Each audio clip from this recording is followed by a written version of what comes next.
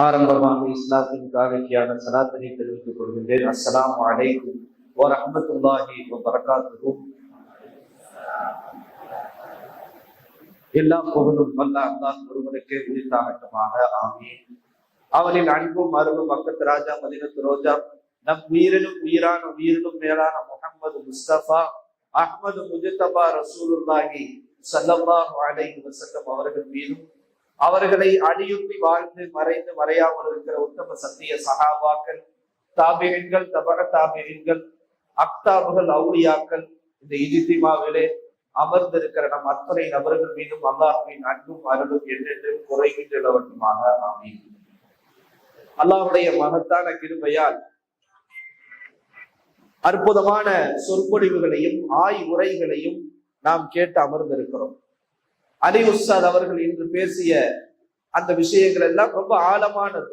அல்லாஹ் தஆலா ஒரு சரியான மார்க்கத்திலே இது போன்றவர்களுடைய வழிகாட்டுதலை புரிதலை ஏற்படுத்துவானாக. அலி உஸ்தாத் அவர்களுக்கு அல்லாஹ் தஆலா நல்ல உடல் ஆரோக்கியத்தையும் சிஹத்தையும் நீண்ட ஆயுளையும் அல்லாஹ் தஆலா கொடுத்து அருள் புரிவானாக. ஏனென்றால் ஒரு மனிதர் துன்யாவுடைய ஃபீல்டுக்கு போயிட்டு மீண்டும் தீனுடைய ஃபீல்ட்ல ஜொலிப்பது என்பது அது சர்வசாதாரணமான விஷயம் அல்ல. அல்லாஹ் தஆலா உஸ்தாதுடைய வழிகாட்டுதலும் உஸ்தாதுடைய அந்த மிகப்பெரிய கராமத் என்ன அப்படின்னா, அலி உஸ்தாத் அவங்க நம்ம கல்லூரியிலே உஸ்தாதாக பணியாற்றி மிக சிறப்பான முறையில பாடம் நடத்தி கொண்டிருந்தார்கள். பிறகு வெளிநாட்டுக்கு போனாங்க. இருந்தாலும் அலி உஸ்தாதுடைய அந்த வைராக்கியம் மாஷா அல்லாஹ் தொடர்ந்து தீனுடைய பணியில இருந்து இன்னைக்கு அல்லாஹ்வுடைய கிருபையில் அத்தாயி கல்வி குழுமத்திலே ஒரு மிகப்பெரிய ஒரு சிறப்பான இடத்திலே ஆன்லைன் யூனிவர்சிட்டியை வழிநடத்தி கொண்டிருக்கிற அல்லாஹ் தஆலா அவர்களுடைய காரியங்களை லேசாக்கி உஸ்தாத் அவர்களுடைய ஆசைப்படி அல்லாஹ் தஆலா அவர்களை இன்னும் மென்மேலும் அவர்கள் மூலமாக நல்ல பணிகள் நடப்பதற்கு அல்லாஹ் தஆலா தௌஃபீக் செய்வானாக. நாயகம் ஸல்லல்லாஹு அலைஹி வஸல்லம் அவர்கள் சொன்னார்கள், நாங்கள் எல்லாம் முதல் சுத்ராவில படிக்கிற போது அந்த அஹ்லாக் என்கிற கிதாப் இருக்கும். ஹதீஸை குறித்த ஹதீஸுகள் வரும். இப்ப எங்களுக்கு ஃபஜ்ல் உஸ்தாத் முதல்ல அந்த ஹதீஸா நடத்துவாங்க. லா யுமினு அஹதுக்கும் ஹத்தா அகூன அஹப்ப இலைஹி மின் வாலிதிஹி வ வலதிஹி வன்னாசி அஜ்மாயின். விலாலிகளுக்கும் அத்தாயிகளுக்கும் இந்த ஹதீஸ் தெரியாம இருக்காது. சர்வசாதாரணமான ஹதீஸ். நீங்கள் நாயகம் ஸல்லல்லாஹு அலைஹி வஸல்லம் அவர்களை உங்களுடைய மனைவி மக்களை விட, சொத்து செல்வங்களை விட, உங்கள் உயிரை விட நீங்கள் நேசிக்க வேண்டும். அப்படி நேசிக்காவிட்டால் நீங்கள் பரிபூர்ண ஈமான் கொண்டவராக ஆக முடியாது என்று நபி ஸல்லல்லாஹு அலைஹி வஸல்லம் சொன்னார். ஆனால் இன்றைக்கு நாம் எல்லாம் நம்முடைய உள்ளத்தை கை வைத்து சொல்லி நாம் அசை போட்டு பார்த்தால் உண்மையாகவே நாம் நபியை நம்முடைய தாய் தந்தையரை விட, மனைவி மக்களை விட, நம்முடைய சொத்து செல்வங்களை விட நாம் நேசிக்கிறோமா என்றால் அது யோசனைக்குரிய விஷயம்தான். ஒரு உதாரணமாக நீங்கள் சொல்வதென்றால், சஹாபாக்கள் அந்த நிலையில் இருக்க போய்த்தான் அவர்கள் ஈமான் கொண்டவர்களாக அன்று இருந்தார்கள். நாம் எல்லாம் ரசூல் ஸல்லல்லாஹு அலைஹி வஸல்லத்துடைய காலத்துல இருக்கிறோம். ரசூல் ஸல்லல்லாஹு அலைஹி வஸல்லம் நம்ம ஒவ்வொருத்தரும் நம்ம அப்படி திங்க் பண்ணிக்க வேண்டியதான். ரசூல் ஸல்லல்லாஹு அலைஹி வஸல்லத்துடைய காலத்துல இருக்கிறோம். அப்போது நாம் காஃபிராக இருக்கிறோம். காஃபிராக இருக்கிற போது அந்த நேரத்திலே முஹம்மது ஸல்லல்லாஹு அலைஹி வஸல்லம் என்று ஒருவர்கள் இருக்கிறார்கள், அவர்கள் தீனுல் இஸ்லாத்தை பரப்புகிறார்கள் என்று கேள்விப்படுகிறோம். அப்ப நமக்கு என்ன செய்யுதுன்னா, மனசுல ஒரு ஓரத்துல இந்த ரசூல் ஸல்லல்லாஹு அலைஹி வஸல்லத்தை நாம் ஏற்றுக்கொண்டு அவர்களை பின்பற்ற வேண்டும் என்று எண்ணம் வருகிறது.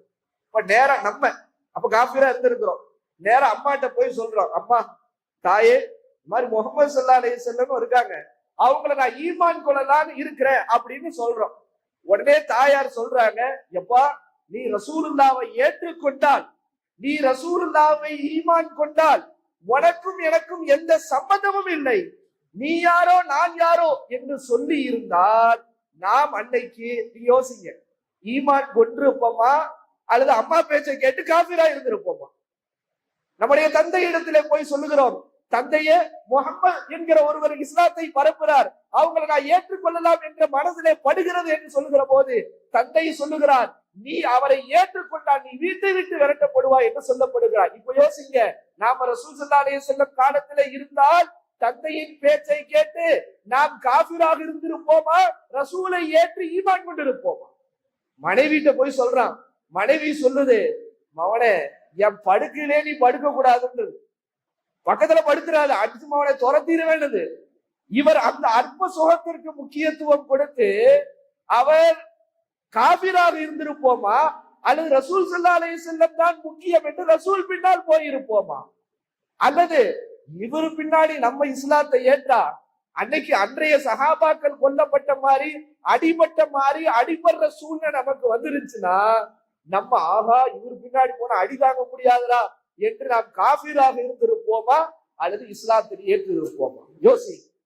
அல்லாஹு தாலா அன்னைக்கு நம்ம இருந்திருந்தா காஃபிரா ஆயிருப்போம் என்ன போதா அல்லாஹு தாலா 1400 வருடத்திற்கு பிறகு இவ்வளவு பலகீனமான நம்மை அல்லாஹ் இன்று பெயரளவு முஃமீன்களாக அல்லாஹ் வாழ வைத்துக் கொண்டிருக்கிறார். அல்லாஹ் உண்மையான முஃமீன்களாக வாழக்கூடிய பாக்கியத்தை அல்லாஹு தாலா கொடுத்தருள் புரிவானாக. இன்னைக்கு நம்ம பார்க்கிறோம் நம்ம எவ்வளவு பலகீனமானவங்க என்று. ஒண்ணுமில்லை, 7ஆம் சூரா முடிக்கும் போது தம்பி தீனுடைய பணிக்கு வாப்பா அப்படின்னா என்னன்னா நம்ம கடந்த காலங்களை நம்ம பார்க்கிறோம். ஒரு சில வருடங்களுக்கு முன்னதாக தலைப்புக்கு போக முன்னதாக சொல்றேன்.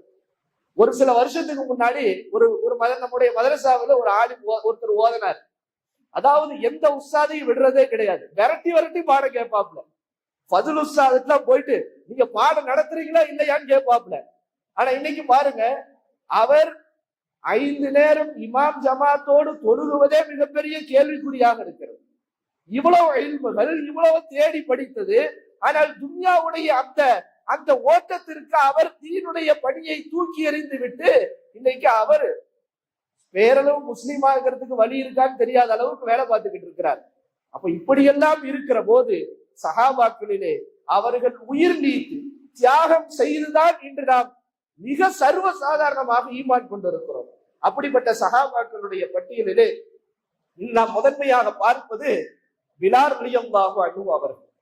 பிலால் இப்னு ரபாஹ் ரலியல்லாஹு அன்ஹு அவர்கள் ரசூல் ஸல்லல்லாஹு அலைஹி வஸல்லம் அவர்களுடைய ஆஸ்தான முஅத்திராக பணியாற்றியவர்கள். இன்னைக்கும் பாங்கு சொன்னவருக்கு வேற பேர் இருந்தாலும் அந்த பேரை சொல்லி அவங்க கூப்பிட மாட்டாங்க, அவரை பிலால் தான் கூப்பிடுவாங்க. அப்ப கியாமத்து வரைக்கும் பாங்கு சொல்கிற ஒருத்தருக்கு அவர் தனிப்பட்ட பெயர் இருந்தாலும் அவர் பிலாலுடைய பெயரை சொல்லி அவரை அழைப்பது என்பது பிலால் ரலியல்லாஹு கியாமத்து வரைக்கும் நினைவு கூறப்படுகிற ஒரு சிறப்பான இடத்திலே ரசூல் ஸல்லல்லாஹு அலைஹி வஸல்லம் அவர்கள் வைத்திருந்தார்கள். பிலால் ரலியல்லாஹு ஒரு ஹபஷியே, ஒரு கருப்பினத்தை சார்ந்த ஒரு அடிமை. ஹபஷி என்றால் அதாவது கருப்பு நிற அடிமைதான் பிலால் ரலியல்லாஹு அன்ஹு. ஆரம்ப காலகட்டத்துல இவருடைய தாயார் பெயர் ஹமாமா என்பவர்கள். இவர்களும் ஒரு அடிமை பெண். இவர்கள் குறைஷிகளிலே பணக்காரராக இருந்த சில பேருக்கு அடிமை பெண்ணாக இருந்தார்கள். அந்த ஹமாமா என்கிற அடிமைக்கு பிறந்தவர்கள் தான் பிலால் ரலியல்லாஹு அன்ஹு அவர்கள். பிலால் ரலியல்லாஹு அன்ஹு அவர்கள் இஸ்லாத்தை ஏற்ற நிகழ்வை குறித்து வரலாற்றை பதிவு செய்கிறார்கள். பிலால் ரலியல்லாஹு அன்ஹு அவர்கள் அப்துல்லா இப்னு ஜதஆன் என்கிற மிகப்பெரிய பணக்காரிடத்திலே அவர்கள் வேலை பார்க்கிறார்கள். அவனுடைய ஆடை ஒரு நாள் மேய்த்துக் கொண்டிருக்கிறார்கள். ஆடு மேய்த்துக் கொண்டிருக்கிற போது அபூபக்கர் ரலியல்லாஹு அன்ஹு ரசூல் ஸல்லல்லாஹு அலைஹி வஸல்லம் அப்படி கிராஸ் ஆகிறாங்க. கிராஸ் ஆன பொழுது பால் தேவைப்படுகிறது, குடிப்பதற்கு பால் தேவைப்படுகிறது. அப்போது அபூபக்கர் நாயகம் போய் என்ன செய்யறாங்கன்னா சொல்றாங்க. அப்ப ரசூல் ஸல்லல்லாஹு அலைஹி வஸல்லம் பால் கறந்து அபூபக்கர் நாயகம் ரசூல் ஸல்லல்லாஹு அலைஹி வஸல்லம் குடிக்கிறார்கள். வயிறு நிரம்ப குடிச்சுட்டாங்க. ஆனால் அந்த மடியில பால் குறையவே இல்லை, உள்ள குடிச்சுட்டாங்க. ஆனா அந்த மடியில பால் அப்படியே சுரக்கிறது. பிலால் ரலியல்லாஹு பார்த்து விட்டு ஆச்சரியப்பட்டு விட்டார்கள். உடனே பிலால் ரலியல்லாஹுவை பார்த்து ரசூல் ஸல்லல்லாஹு அலைஹி வஸல்லம் ஒரே வார்த்தை தான் சொன்னார்கள், அஸ்லிம் ஃப இன்னி ரசூலுல்லாஹ்.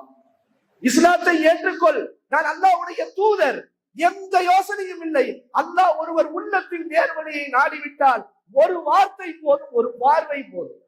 பிலால் ரலியல்லாஹுவை பார்த்து ஒரே வார்த்தை, ஒரு கருப்பின அடிமை, அஸ்லிம் ஃப இன்னி ரசூலுல்லாஹ். உடனே எந்த யோசனையும் இல்லாமல் இஸ்லாத்தை ஏற்றுக்கொள்கிறார். அல்லாஹு அக்பர். இஸ்லாத்தை ஏற்றுக்கொள்கிறார்கள். ஆரம்பத்தில் இஸ்லாத்தை அவர்களுடைய எஜமான்களுக்கு மறைக்கிறார்கள். ஆனால் மறைப்பதற்கு காலம் கொடுக்கவில்லை. ஆரம்பத்துல இஸ்லாத்தை வெளிப்படுத்தி அடிவாங்கியவர்கள் மொத்தம் முதன்மையானவங்க 7 பேர். இஸ்லாத்தை ஏற்ற பிறகு உடனடியாக அந்த இஸ்லாத்தை வெளிப்படுத்தி மிக மோசமாக துன்புறுத்தப்பட்டவர்கள் 7 பேர் என்று அப்துல்லா இப்னு மஸ்ஊத் ரலியல்லாஹு அன்ஹு சொல்கின்றார்கள். முதலாவது ரசூல் ஸல்லல்லாஹு அலைஹி வஸல்லம். இஸ்லாத்தை அதான் அல்லாஹ்வுடைய தூதர் என்று வெளிப்படுத்தியதனால் கடுமையாக துன்புறுத்தலுக்கு ஆளாக்கப்பட்டார்கள். அல்லாஹ் எழுதுறாங்க, இரண்டாவது அபூபக்கர் சித்தீக் ரலியல்லாஹு அன்ஹு, மூன்றாவது யாசிர் ரலியல்லாஹு அன்ஹு, நான்காவது சுமையா ரலியல்லாஹு அன்ஹு, ஐந்தாவது அம்மார் ரலியல்லாஹு அன்ஹு, ஆறாவது சுஹைப் ரலியல்லாஹு அன்ஹு, ஏழாவது பிலால் ரலியல்லாஹு அன்ஹு. இந்த 7 பேர் தான் ஆரம்பத்தில் இஸ்லாத்தை ஏற்றவுடன் உடனடியாக வெளிப்படுத்தி மிக கடுமையாக துன்புறுத்திற்கு ஆளாக்கப்பட்டவர்கள். பிலால் ரலியல்லாஹு அன்ஹு இஸ்லாத்தை ஏற்றோட அந்த குறைஷி காபிர்களுக்கு என்ன கோவம்டா, நிறைய கோத்தரத்தால மூத்தவங்க இஸ்லாத்தை ஏற்றாங்க, அவங்கள அடிக்க முடியல. இவங்களுக்கு என்ன கோவம் அப்படின்னா, மவனை நீலாம் ஒரு ஆளா, நீ ஒரு கருப்பணத்தை சார்ந்தவன், ஒரு முதலாளி கிடையாது, ஒரு பணக்காரன் கிடையாது, உனக்கு எந்த வக்கும் கிடையாது, நீ இஸ்லாத்தை ஏற்பதா என்று நெய்ய படைச்சுட்டாங்க. எந்த அளவுக்கு வரலாற்றுல எழுதுறாங்கன்னா அல்லாஹ் பாதுகாக்கணும். எப்படிப்பட்ட இதுண்டா, அவனுடைய எஜமானர் உமையா கழுத்துல ஒரு கயிறை போட்டுருவான். பிலால் அல்லாஹ்வுடைய கழுத்திலே ஒரு கயிறை கட்டி அந்த இருக்கக்கூடிய மக்காவில் இருக்கக்கூடிய குறைசி சிறுவர்களிடத்துல அந்த கயிறை கொடுத்துருவான். இந்த ஆடு மாடு இழுப்பதை போன்று குறைசி சிறுவர்கள் அவர்கள் பிலால் அல்லாஹ்வுடைய கழுத்திலே கயிறை போட்டு வீதி வீதியாக தெரு தெருவாக அவர்களை இழுத்து துன்புறுத்துவார்கள். எவ்வளவு பெரிய அசிங்கம் பாரு. இன்னும் வரலாற்றுல எழுதுறாங்க, நம்ம கேள்விப்பட்டு இருப்போம். நீங்கள் யோசியுங்கள், நாம் ஏற்கனவே கேட்ட சம்பவம் என்று நினைக்காதீர்கள். நீங்கள் அந்த இடத்துல இருந்தால் உங்கள் நிலை என்ன? அல்லாஹு அக்பர். நம்முடைய ஈமான் ஒரு சின்ன இஜ்திமாவுக்கு நம்ம ஈமான் சதறுது. எங்கடா தராவி தொழு வைக்கிறாங்க, எங்கடா பயான் பண்றாங்க, மஜ்லிஸ்ல உட்கார வைக்கிறாங்க. ஒரு இபாதத் நிறைந்த நல்ல ஏசி ஹால்ல எல்லா வழிகளும் இருக்கிற போதே நமக்கு கஷ்டமாக இருக்கிறது என்றால், ஒரு ஈமான் கொண்டதற்காக வாழை வடத்திலே மிக கடுமையாக கொதிக்கிற அந்த வெயிலிலே பிலால் அல்லாஹ்வை படுக்க வைத்து அவர்கள் நெஞ்சிலே மிகப்பெரிய கரும் பாறாங்கல்லை வைத்தார்கள் என்றால் அவர்கள் எப்படி துடித்திருப்பார்கள். வரலாற்றுல எழுதுறாங்க, பார்த்துட்டு போறவங்க எல்லாம் இதை பார்க்கவே முடியாதுப்பா. நீ யோசிங்க, ட்ரெஸ் எல்லாம் கழட்டி கருப்பான ஒருவரை ஒரு கடுமையான வெயிலிலே, பாலைவன வெயிலிலே நீங்க போட்டு நெஞ்சி மேல கல்ல வச்சா எப்படி இருக்கும்? ஒரு கட்டத்திலே அபூபக்கர் நாயகம் மிகவும் துன்பத்திற்குள்ளானார்கள். பார்த்துட்டு சொன்னாங்க, இஸ்லாத்தை கலிமா லா இலாஹ இல்லல்லாஹ் சொன்னதுக்காப்பா இப்படி கொடுமைப்படுத்துற, உனக்கு இறக்கம் இல்லையாப்பான்னு கேட்டாங்க. அதற்கு பிறகு அப்ப எப்படி இருந்திருக்கும்? ஒரு நாள் 2 நாள் அல்ல, பல நாட்கள். இஸ்லாத்தை ஏற்ற ஆரம்ப காலகட்டம் முஸ்லிம்கள் மிக குறைவு, எல்லாரும் ஏழைகள். இந்த செய்தி ரசூல் ஸல்லல்லாஹு அலைஹி வஸல்லத்திற்கு வருகிறது. ரசூல் ஸல்லல்லாஹு அலைஹி வஸல்லம் அழுகிறார்கள், இந்த நபியை என்னை ஏற்றுக்கொண்டதற்காக ஒரு கருப்பு பிலால், ஒரு ஹபஷியை சார்ந்த இந்த பிலால் இவ்வளவு வேதனைக்குள்ளாகிறாரு என்று ரசூல் ஸல்லல்லாஹு அலைஹி வஸல்லம் கண்ணீர் வடித்தார்கள், அழுதார்கள். அபூபக்கர் ரலியல்லாஹு அன்ஹு அவர்கள் அப்பாஸ் ரலியல்லாஹு போன்ற மூத்த சஹாபாக்களிடத்திலே காசுகளை திரட்டி அவர்களை அல்லாஹ்வுக்காக உரிமை விடுகிறார்கள். அல்லாஹ் பாருங்க, உரிமை விட்டோன அல்லாஹ் அவருடைய வாழ்க்கையை அப்படியே மாற்றி விடுகிறான். ஒரு அற்புதமான கவிதை ஒன்று சொல்வார்கள், அன்றொரு நாள் உங்களை பாலைவன மணலிலே கரும் பாறாங்கல்லை எடுத்து உங்கள் நெஞ்சிலை வைத்து உங்களை துன்புறுத்தினார்கள். ஆனால் அல்லாஹ் அதற்கு இன்னொரு நாளை கொண்டு வந்தான். அந்த கருப்பான காபாவின் மேலிருந்து உங்களை வாங்க சொல்லுகிற வாக்கியத்தை அல்லாஹ் கொடுத்தான். காபாவுக்கு மேல வாங்க சொன்ன ஒரே சஹாபி பிலால் அல்லாஹ். நீங்க யோசிக்கணும், எந்த அளவுக்கு உலகத்துல நமக்கு கஷ்டங்களும் துன்பங்களும் வருகிறதோ அதை எந்த அளவுக்கு நாம் அனுசரிக்கிறோமோ அல்லாஹ் அதற்கு பல மடங்கு உயர்ந்த நிலைமையை பிற்காலத்திலே கொடுப்பான். அதுதான் பிலால் அல்லாஹ்வுடைய வாழ்க்கையை நம்ம பார்க்க முடியுது. ஆனா பிலால் அல்லாஹ் ரசூல் ஸல்லல்லாஹு அலைஹி வஸல்லம் அப்படி காலம் முழுக்க இணைச்சே இருந்தாங்க. எந்த அளவுக்குன்னா ரசூல் ஸல்லல்லாஹு அலைஹி வஸல்லத்துடைய வறுமையை குறித்து ஒரு ஹதீஸ் வருகிறது. அந்த ஹதீஸ்ல ரசூல் ஸல்லல்லாஹு அலைஹி வஸல்லம் சொல்றாங்க, பல நாட்கள் நாங்கள் பட்டினியாக இருந்திருக்கிறோம், சாப்பிட எந்த உணவும் எனக்கும் பிலாலுக்கும் இருக்காது. பிலாலுடைய அக்கிலே இருக்கக்கூடிய சில பேரிச்சம்பழங்களை தவிர எந்த உணவும் எனக்கும் பிலாலுக்கும் என் குடும்பத்தாருக்கும் இருக்காது என்று ரசூல் ஸல்லல்லாஹு அலைஹி வஸல்லம் சொன்னார். இங்க யோசிக்கணும், எவ்வளவு செல்வ செழிப்பாக நம்ம இருக்கிறோம், ஏசி ரூம்ல இருக்கிறோம், ஏசி ஹால்ல இருக்கிறோம், எவ்வளவு ஃபெசிலிட்டியோட வாழ்றோம். உணவுக்கு கூட வழி இல்லாமல் இந்த தீனை வளர்த்தவர்கள் நபி ஸல்லல்லாஹு அலைஹி வஸல்லம் அவர்களும் சஹாபாக்கள். பிலால் ரலியல்லாஹு அன்ஹு அவர்கள் ஹிஜ்ரத்துல மதீனாவுக்கு போகும்போது சில சஹாபாக்கள் ரொம்ப அழுதாங்களாம். அதுல அதிகமாக அழுதவர்கள் பிலால் ரலியல்லாஹு எழுதுறாங்க. ஏன்னா மக்கால இருக்கும் காலம் எல்லாம் அந்த காபாவின் பருக்கத்திலேயே இருந்து இபாதத் செஞ்சு பழகிட்டாங்க. மதீனாவுக்கு போனோன்னு அந்த காபாவுடைய பிரிவினையை தாங்க முடியாமல் அதிகம் அழுதார்கள் பிலால் ரலியல்லாஹு என்று வரலாற்றுல எழுதுறாங்க. ஒரு முறை ஒரு அற்புதமான நிகழ்வு, அதாவது ஒரு அமல இஹ்லாஸான முறையில செஞ்சா அல்லாஹ் அதற்கு அபரிவிதமான ஆற்றல் உண்டுன்றதை நமக்கு புரிய முடியுது. ஒரு நாள் ரசூல் ஸல்லல்லாஹு அலைஹி வஸல்லம் பிலால் ரலியல்லாஹு அன்ஹு பார்த்து கேட்டார்கள், யா பிலால் ஹத்திஸ்னி பி அர்ஜா அமலின் அமில்தா, ஒரு மிக சிறந்த அமலை நீ உன் வாழ்க்கையில செய்யறன்னு நினைக்கிறேன், அது என்ன அமல்னு சொல்லுன்னு கேட்டாங்க. ஏன் யா ரசூலுல்லாஹ், நான் என்ன அமல் செஞ்சேன்? அப்ப ரசூல் ஸல்லல்லாஹு அலைஹி வஸல்லம் சொன்னார்கள், நேற்று இரவு எனக்கு காட்டப்பட்டது சொர்க்கத்திலே உன்னுடைய காலடி சத்தத்தை நான் கேட்டேன் என்றார்கள். இதனால என்ன சொன்னாங்க, யா ரசூலுல்லாஹ், நான் அப்படிலாம் ஒண்ணு பெரிய அமல்லாம் செய்யல யா ரசூலுல்லாஹ், ஆனா ஒரே ஒரு அமலை தொடர்ந்து செய்யறேன். நான் என்ன அமல் என்று கேட்ட போது சொன்னார்கள், நான் எப்போது ஒழு முறிந்தாலும் உடனே ஒழு செய்து விட்டு 2 ரகாத்து தஹிய்யத்துல் வுது தொழுவேன் என்றார். ஹதீஸ்ல வருது, சில ரிவாயத்துகள்ல 2 ரகாத்து கிடையாது, எப்போது அவர்கள் ஒழு செய்தாலும் அவர்களால் முடிந்த ரகாத்துகள் தொழுவார்களாம். இந்த ஒரு அமலுக்காக ரசூல் ஸல்லல்லாஹு அலைஹி வஸல்லத்திற்கு சுவனத்திலே பிலால் ரலியல்லாஹுடைய காலடி சத்தம் கேட்டிருக்கிறது என்றால் எவ்வளவு பெரிய அந்தஸ்து அவர்களுக்கு.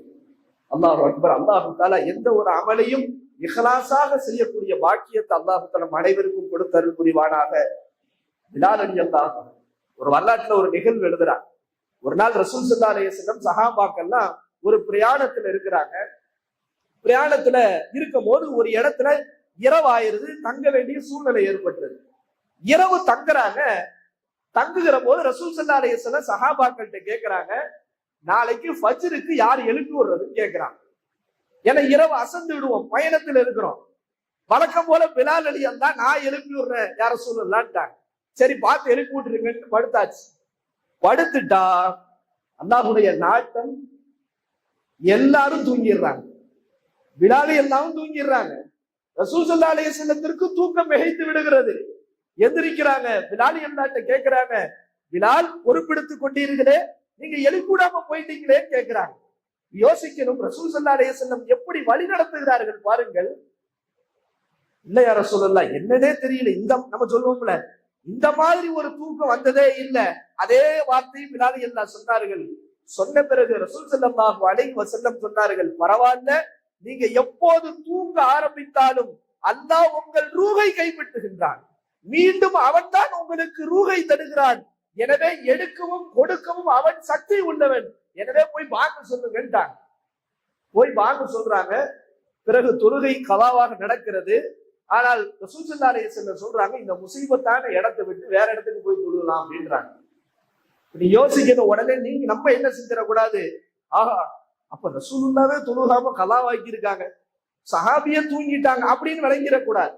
இந்த இடத்தில் தான் சரியான புரிதல் வேண்டும். என்ன புரிதல்? இந்த மார்க்கத்தில் தேரியாக ஒரு சட்டம் வந்தால் அதை எப்படி நாம் ஃபாலோ பண்றது?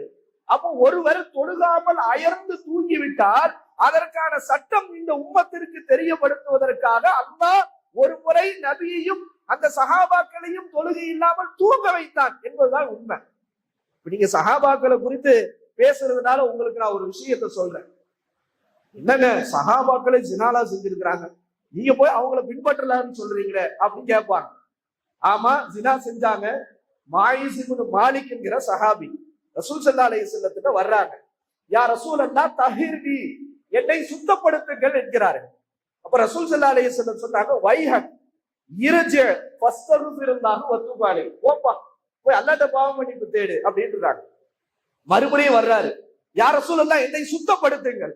ரசூலுல்லாஹ் மறுபடியும் போப்பான்னு அனுப்பிச்சு விட்டுறாங்க. மீண்டும் வருகிறார், யார் ரசூலுல்லாஹ் என்னை சுத்தப்படுத்துங்கள். ரசூலுல்லாஹ் போப்பான்னு அனுப்பிச்சு விட்டுறாங்க. 4வது முறையும் வருகிறார். ரசூல் ஸல்லல்லாஹு அலைஹி வஸல்லம் கேட்டாங்க, இவர் என்ன பைத்தியமா, சும்மா சும்மா வந்து சுத்தப்படுத்துங்க சுத்தப்படுத்துங்கன்றாரு. இல்ல யார் ரசூலுல்லாஹ், பைத்தியம் இல்ல. அப்போ தண்ணின்னு அடிச்சுட்டாரா, கொஞ்சம் மோந்து வாடை எது? இல்ல யார் ரசூலுல்லாஹ், தெளிவாதான் இருக்கிறாரு.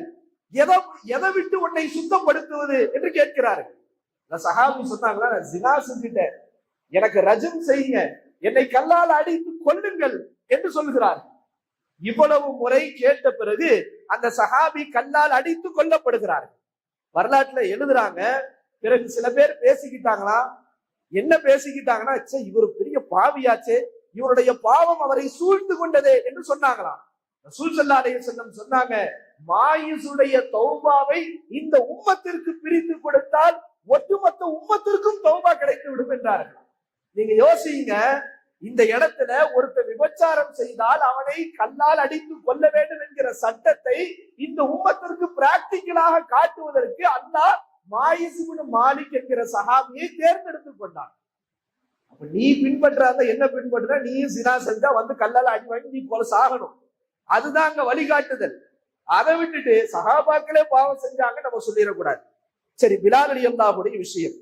அப்ப பிலால் ரலியல்லாஹுடைய இந்த அளவுக்கு அல்லாஹ் சிறப்புப்படுத்தி இருந்தானா, உமர் ரலியல்லாஹு சொல்லுவாங்களா, சையதுனா அஅதக சையதனான்னு சொல்லுவாங்க. நம்முடைய தலைவர் நம்முடைய தலைவரை விடுதலை அளித்தார்கள் என்று சொல்லுவாங்களாம். யார சொன்னாங்க? அபூபக்கர் ரலியல்லாஹு பிலால் ரலியல்லாஹுவை விடுதலை செய்தார்கள் என்பதை அஅதக சையதனா என்று சொன்னார்களாம். அப்ப தலைவராக போற்றப்படுகிற அளவுக்கு அல்லாஹ் அவர்களுடைய வாழ்க்கையை உயர்த்தினான்.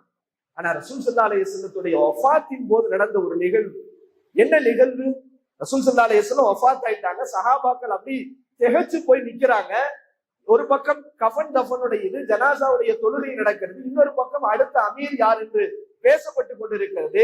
வக்துடைய நேரம், தொழுகையினுடைய வக்து வருகிறது, பாங்கு சொல்லக்கூடிய சூழ்நிலை ஏற்படுகிறது. பிலால் ரலியல்லாஹு பாங்கு சொல்ல வேண்டும். பிலால் ரலியல்லாஹு ஜனாசா, ரசூலுல்லாஹ்வுடைய ஜனாசா இருக்கிறது. பிலால் ரலியல்லாஹு பள்ளியிலே வந்து பாங்கு சொல்லுகிறார்கள். சொல்லிக்கொண்டே இருக்கிற போது அஷ்ஹது அன்ன முஹம்மதர் ரசூலுல்லாஹ் என்று சொல்லுகிற போது அப்படியே அழுது கீழே விழுந்து விடுகிறார். வரலாற்றுல எழுதுறாங்க, எல்லா சஹாபாக்களும் பேசிக்கொண்டார்களாம். பிலாலின் பாங்கு கேட்டவுடன் ரசூல் ஸல்லல்லாஹு அலைஹி வஸல்லம் தொழுகைக்கு விரைந்து வருவார்களே, ஒருவேளை ரசூலுல்லாஹ் எந்திரிச்சு வரமாட்டாங்களா என்று கேட்பார்களாம். எவ்வளவு பெரிய தாக்கத்தை வாழ்க்கையில ஏற்படுத்தி இருக்கு. வரலாற்றுல எழுதுறாங்க, ரசூலுல்லாஹ் இல்லாத இந்த பூமியில தங்க முடியாதுன்னு அவங்க ஷாம் போயிடுறாங்க. பிறகு உமர் ரலியல்லாஹுடைய காலத்துல பைத்துல் முகத்தஸ் வெற்றி கொள்ளப்படுது. பைத்துல் முகத்தஸ் வெற்றி கொள்ளப்பட்டவுடன் அதற்கு அவர்கள் பிலால் பாங்கு சொல்ல வேண்டும் என்று உமர் ரலியல்லாஹு கேட்கிறார்கள். உடனே உமர் ரலியல்லாஹுடைய கோரிக்கைக்கு ஏற்ப அப்போதும் பிலால் ரலியல்லாஹு பாங்கு சொல்லுகிறார்கள். அந்த பாங்கில அஷ்ஹது அன்ன முஹம்மதர் ரசூலுல்லாஹ் என்று சொல்கிற போது மூச்சு கீழே விழுகிறார். எவ்வளவு ஒரு பிரியம் அவர்களுடைய உள்ளத்துல இருந்திருக்கும். அல்லாஹு அக்பர். அப்படிப்பட்ட ஒரு காதலர் தான் பிலால் ரலியல்லாஹு. சக்கராத்துல படுத்து இருக்கிறாங்க பிலால் ரலியல்லாஹு. வரலாற்றுல வரக்கூடிய அற்புதமான செய்தி. படுத்திருக்கிறாங்க, நோய்வாய்ப்பட்டு மௌத்தா போறாங்க. பக்கத்துல மனைவி அழுதுகிட்டு இருக்காங்க, வா வைலா வா வைலா, கை சேதமே கை சேதமேன்றாங்க. பிலால் ரலியல்லாஹு சக்கராத்துல உட்கார்ந்துக்கிட்டு, யா ஃபரஹா யா ஃபரஹா, எனக்கு ஏற்பட போகின்ற சந்தோஷமே சந்தோஷமேன்றாங்க. எங்க மௌத்தா போறீங்க, நான் கவலைப்பட போறேன், நீங்க என்னன்னா சந்தோஷம் சந்தோஷம்ன்றீங்களே. பிலால் ரலியல்லாஹு சக்கராத்திலே சொன்னார்களாம், நல்கில் அஹப்பத முஹம்மதன் வ ஹிஸ்பஹு, நான் மௌத்தானால் முஹம்மது ஸல்லல்லாஹு அலைஹி வஸல்லத்தையும் என்னுடைய தோழர்களான சஹாபாக்களையும் நான் சந்திக்க போகிறேன் என்றார்கள். எப்படிப்பட்ட ஒரு பிரியம் அவங்க கல்வில இருந்திருக்கு பாருங்க. அல்லாஹு தஆலா அத்தகைய ஒரு உண்மையான பிரியத்தை அல்லாஹ் நம்முடைய ஒவ்வொருவருடைய உள்ளத்திலேயும் அல்லாஹு தஆலா கொடுத்து அருள் புரிவானாக. அல்லாஹு தஆலா பிலால் ரலியல்லாஹுடைய பொருட்டால், அவர்களுடைய வசீலாவால் நாமும் உண்மையான சஹாபாக்களை போன்ற நபியின் காதலர்களாக அல்லாஹு தஆலா ஆகுவதற்கு அல்லாஹு தஆலா நம் அனைவருக்கும் தௌஃபீக் செய்வானாக. இந்த ரமலான் இஜ்திமா ஒரு அற்புதமான களம். இந்த களத்திலே ஒவ்வொரு உஸ்தாத்மார்களும் அவ்வளவு அற்புதமாக பேசுகிறார்கள். நீங்க யோசிக்கணும், வரலாற்றுல எந்த ஒரு தரீகாலையும் இப்படி ஒண்ணு கிடையாது, எந்த ஒரு மதரசாவிலும் இப்படி ஒண்ணு கிடையாது. இதற்காக எவ்வளவு சிரமங்கள். நம்முடைய உஸ்தாத் அவங்க இவ்வளவு இந்த வயசுலேயும் இவ்வளவு இதுலயும் நம்ம கூடயே இருந்து உஸ்தாத்மார்களை உஸ்தாத் விரட்டுறாங்க. தொழுகைக்கு. அந்த அளவுக்கு உஸ்தாத் நம்மளை விட அவங்க ஃபாஸ்டா இருந்து ஒவ்வொரு வக்தலையும் ஹாசிராகிறாங்க. அங்க இருந்து ரெடியாகி வரணுமே. உஸ்தாத் நமக்காக நம்ம கூட அந்த அமல் செய்வதற்காக, நம்மளை வழிநடத்துவதற்காக உஸ்தாத் தங்களுடைய எல்லா விஷயங்களையும் ஒதுக்கிட்டு இங்கே நம்ம கூடயே இருந்து இவ்வளவு அமல்களையும் நம்மையும் வழிகாட்டுறாங்கன்னா நம்ம எந்த அளவுக்கு இந்த இஜ்திமாவை மிக பயனுள்ளதாக பயன்படுத்தி கொள்ள வேண்டும் என்பதை நீங்க யோசிக்கணும். அல்லாஹ் தஆலா நம்முடைய உஸ்தாத் அவர்களுக்கு அல்லாஹ் உடல் ஆரோக்கியத்தையும் சிஹத்தையும் நீண்ட ஆயுளையும் அல்லாஹ் தஆலா கொடுத்தருள் புரிவானாக. இன்னும் அவர்களுடைய ஆசைப்படி, இன்னும் சொல்ல போனா போன இஜ்திமா கியாமத்து நாளா இருந்துச்சு, இந்த இஜ்திமா சொர்க்கமா இருந்துச்சு. எனக்கு அப்படிதான் தோணுச்சு. ஏன்னா போன இஜ்திமா எப்படி இருந்துச்சுன்றது அப்படி நீங்க அப்படியே பிளாஷ்பேக் ஓட்டி பாத்தீங்கன்னா கியாமத்து நாள் எப்படி இருக்குன்ற ரிஹர்சல் பார்த்த மாதிரி இருந்துச்சு.